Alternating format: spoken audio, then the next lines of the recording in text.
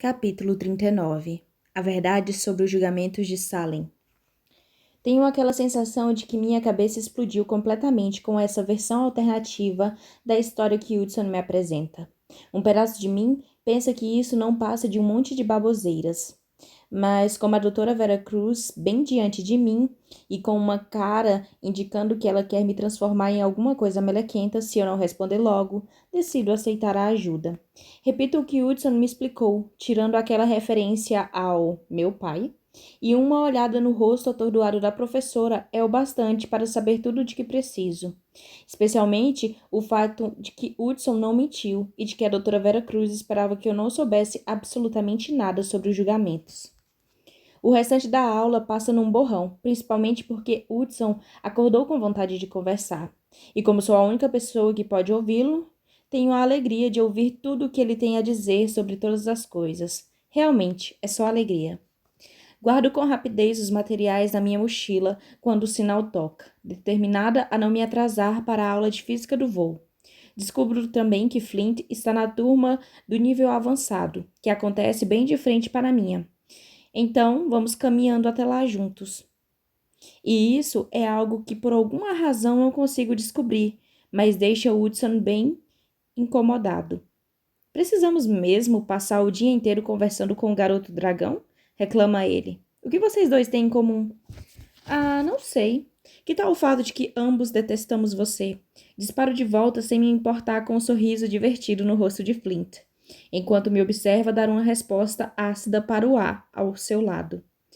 Há muito mais membros neste clube, pode acreditar, responde Hudson bufando. Reviro os olhos. Isso diz muito sobre suas habilidades sociais.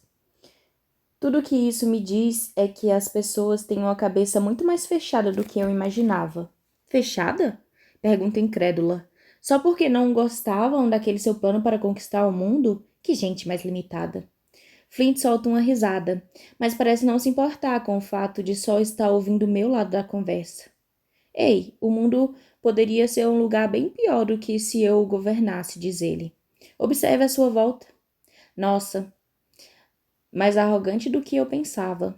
Só é arrogância se não for verdade, responde ele e faz um gesto com a cabeça, indicando as escadas que levam até a torre de Jackson. Não faço a menor ideia de como posso responder a isso, então fico quieta. Eu olho para Flint e pergunto: sobre o que é essa próxima aula? É só ciência que existe por trás do voo ou aprendemos mesmo a voar? Devo ficar muito assustada? A maioria de nós aprende a voar bem antes de chegar para Katmir, explica Flint. Então, esta aula é mais sobre o porquê do que sobre como voamos. Chamam de aula de física, mas tem bastante biologia também, porque aprendemos sobre a estrutura e composição de vários tipos de asas, e chegamos até a dissecar algumas. Então, nem todas as asas são iguais? Pergunto um pouco surpresa pela ideia de que asas sejam tão diferentes em sua essência. Imaginava que isso fosse como outras coisas, como cabelo, olhos e pele. Tudo isso existe em diferentes cores, mas no que é importante são iguais. Todos são compostos da mesma matéria biológica e todos funcionam do mesmo jeito. A ideia de que asas não segue essa regra é fascinante. Por outro lado, a julgar pela expressão na cara de Flint, ele está ainda mais surpreso por eu ter imaginado o contrário. É claro que são diferentes, diz ele. As asas de dragões têm que aguentar o peso de uma criatura que pesa algumas toneladas. Asas de fada sustentam criaturas que cabem na palma da sua mão. E não é somente a questão do tamanho.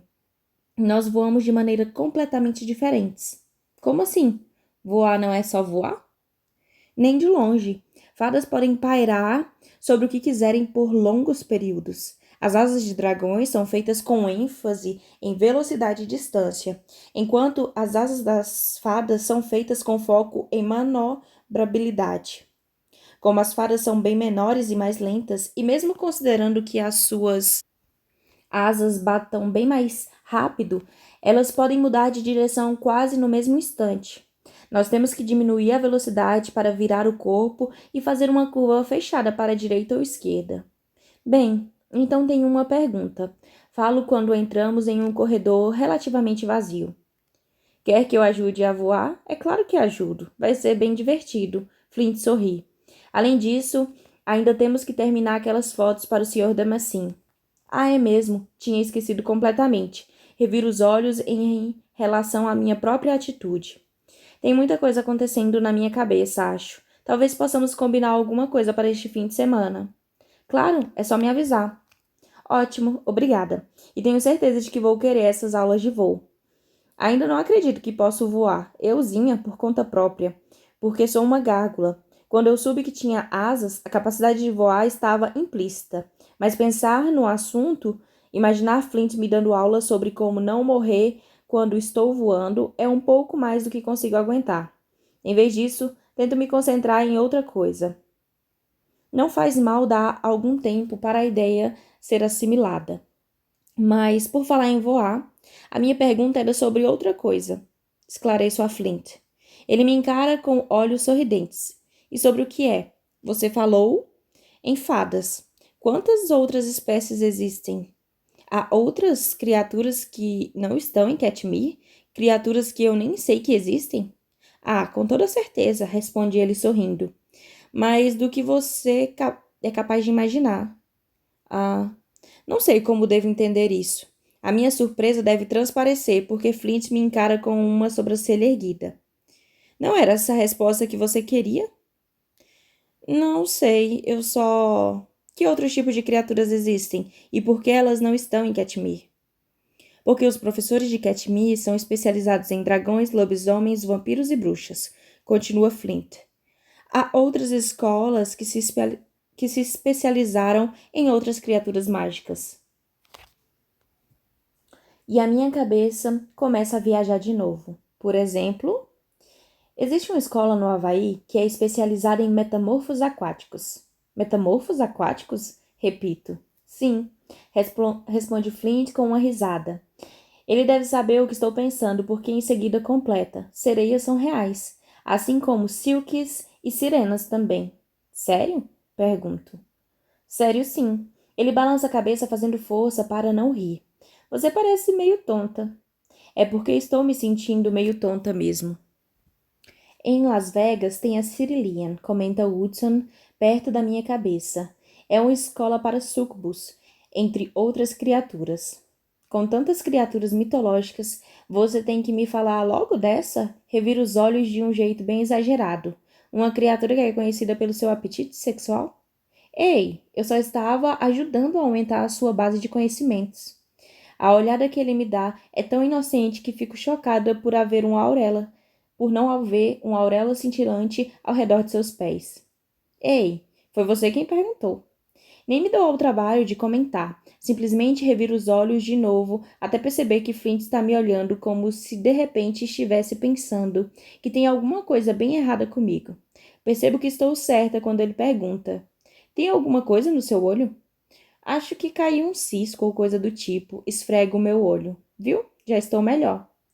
Sério? Um cisco? Hudson faz um ruído que demonstra o asco que sente. Que bom saber que você me considera tanto. Considero você como algo entre um cisco e uma conjuntivite no meu olho. Ele começa a rir, e o som daquela risada quase me deixa chocada. Para um cara que é um completo canalha, até que ele tem uma risada surpreendentemente agradável. Flint e eu entramos em outro corredor, e estou tão ocupada batendo boca com Woodson dentro da minha cabeça que nem percebo que Jackson está esperando ao lado da porta na minha sala de aula, até praticamente trombar com ele. Você está bem? Ele pergunta ao mesmo tempo que Flint diz: Ei. Estou bem, asseguro aos dois, um pouco caloradamente irritada, pela maneira que os dois ficam me encarando como se estivessem preocupados. Queria vê-los tentando lidar com várias conversas ao mesmo tempo, em especial quando uma delas está dentro da sua cabeça, onde ninguém mais pode ouvir ou acompanhar. Vamos ser francos, intromete-se Hudson. Nenhum desses dois conseguiria nos acompanhar, mesmo que pudessem ouvir. Os dois têm mais massa muscular do que massa cerebral, se quiser a minha opinião. Essa é uma mentira tão grande que nem me dou o trabalho de ficar ofendida. Em vez disso, eu o cutuco de volta, só porque posso e porque zoar com a cara dele é divertido demais para que eu me contenha. Você só está com inveja porque não tem nenhuma massa muscular no momento. Sim, é disso que eu tenho inveja. Há alguma coisa na voz dele que me faz parar por um instante, mas que desaparece tão rápido que não consigo perceber o que é. Além disso, Flint escolhe esse momento para dizer: preciso ir para a aula, mas me mande uma mensagem sobre aquelas aulas de voo assim que puder. Você vai precisar delas para o Ludares. Aceno para Flint e em seguida me aproximo de Jackson para enlaçar meus braços ao redor da sua cintura e sorri quando ele retribui o gesto. Desculpe-me por não ter aparecido no café da manhã. Estava tão cansada que só consegui acordar uns 15 minutos depois que a aula tinha começado. Ele sorri para mim. Foi exatamente por isso que vim até aqui. Achei que talvez você quisesse vir me encontrar na biblioteca depois da aula de artes. Tenho que repor uma prova de ontem e vou fazer isso na hora do almoço. Mas achei que talvez a gente pudesse pesquisar como matar a fera imortal hoje à noite. Ah, que fofo! O pequeno Jax Wax quer uma noite romântica de estudos, zomba Hudson. Está falando sério? Pergunto. Deixe o seu irmão em paz. Jackson olha para trás e procura no corredor vazio para saber com quem estou gritando. Em seguida, volta a olhar para mim com a sobrancelha erguida. Dou de ombros. Hudson. Os olhos de Jackson se estreitam, mas ele assente. O que mais ele pode fazer? Hudson está encostado na parede de pedra, ao lado de uma enorme tapeçaria que retrata um exército de dragões que envergam enormes armaduras de metal e sobrevoam o vilarejo. É encantador e aterrorizante ao mesmo tempo, e tenho vontade de dar uma espiada mais de perto depois da aula. Tenho ideia melhor, intervém Hudson, enquanto troca de posição, cruzando os braços e apoiando a sola do pé na parede. Por que você não larga do meu irmão por um tempo? Ver vocês dois com esses olhares apaixonados me dá ânsias. Pare com isso. Você precisa de um corpo para ter ânsias. Hudson dá de ombros. Isso só mostra o quanto vocês dois são asquerosos. Recusando-me a entrar em mais uma discussão com Hudson, volto a me concentrar em Jackson e percebo que ele está me encarando com expressão bem séria. Desculpe, peço a ele um pouco constrangida. Seu irmão tem uma boca muito grande. Você está sendo gentil demais, concorda Jackson com um aceno de cabeça. Um pensamento meio aleatório surge na minha cabeça. Ei, tem uma coisa que eu queria perguntar. Por que Hudson tem sotaque britânico e você não? Jackson dá de ombros. Nossos pais são ingleses. Espero para ver se ele vai dizer mais alguma coisa, mas ele encerra o comentário por aí, o que já diz tudo, eu acho. Qual deve ser a sensação de ter tão pouco contato com seus pais, a ponto de não ter nem mesmo o sotaque deles? Não consigo imaginar, e meu coração se despedaça por causa dele outra vez. Ah, é claro. Temos mesmo que sentir pena do garoto que não foi criado pelas pessoas mais egoístas do planeta. Alfineta Hudson. Eu o ignoro e mudo o assunto com Jackson. Vou adorar me encontrar com você na biblioteca depois que terminar os trabalhos da aula de artes. Pode ser às 6? Ele concorda com um aceno de cabeça. Perfeito. Mas quando se aproxima para me beijar, Hudson começa a fingir que está vomitando com tanta insistência que não consigo retribuir. Baixa a cabeça e Jackson suspira, mas não se pronuncia. Em vez disso, dá um beijo no topo da minha cabeça e diz: a gente se vê às 6, então. Está bem. Fico assistindo enquanto ele vai embora, mas no instante em que ele vira para entrar em outro corredor, encaro Hudson. Escuta aqui. Essa imitação de que está vomitando era mesmo necessária? Ele recorre à empáfia britânica. Você não faz ideia do quanto era necessário. Você tem noção do quanto é ridículo, não é? Hudson me encara como se não soubesse o que comentar, ou como se sentir em relação a tudo isso. Ofendido ou como se estivesse se divertindo, intrigado. É uma imagem interessante, mesmo antes de dizer: bem, essa é nova. Ninguém nunca me chamou disso antes. Talvez porque nunca o tenham conhecido. Fico esperando uma retrucada ácida, mas em vez disso há um silêncio contemplativo, que dura vários segundos. E após algum tempo ele murmura: talvez você tenha razão. Não sei o que posso responder depois disso, e tenho a impressão de que ele também não sabe, porque o silêncio se prolonga entre nós. O silêncio mais demorado que já houve, enquanto um de nós não está dormindo. Viro o rosto e entro na sala de aula, deixando Hudson ainda encostado na parede. Alguma coisa me diz que a aula de física do voo não vai ser uma daquelas em que vou me sair tão bem. Por isso, procuro um assento no fundo da sala. Espero que Hudson apareça ao meu lado.